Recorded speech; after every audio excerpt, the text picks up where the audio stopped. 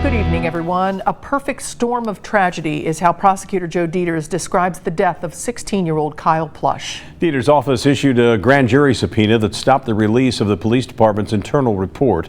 Local 12's Deborah Dixon shows us what Deters blames for Kyle's death.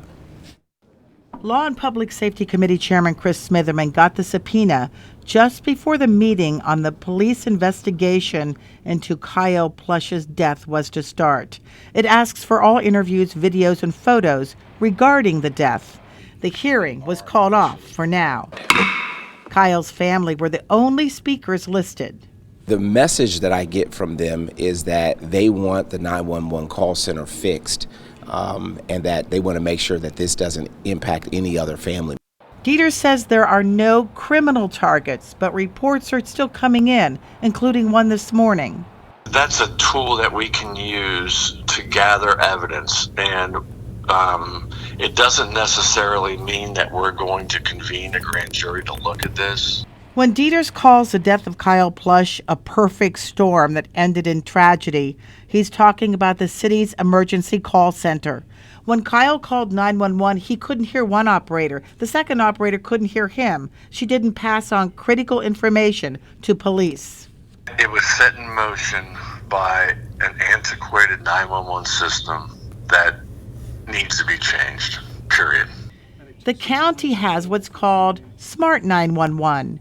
Residents register information online that can be available to 911 operators. That can be everything from a special needs family member to someone's blood type or an emergency contact number for children's cell phones. If they had had the county's 911 system and they had logged on to that, they would have seen, okay, this is coming from Kyle. This is his dad's number, and they could have called his dad and said, we got a 911 call from your son at his school, and we can't find him. He would have been there in 5 minutes. It took him a half an hour to die. Police and the 911 operator had Kyle's cell phone number. They tried to call him back. There was no answer.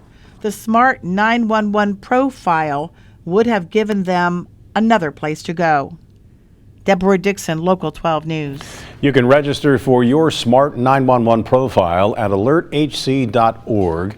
In a few minutes, you'll also find a link in Deb's story on local12.com. Even if you live in the city or a different county, you can register your information. You may find yourself calling for help someday from a community in Hamilton County. If so, operators will have access to your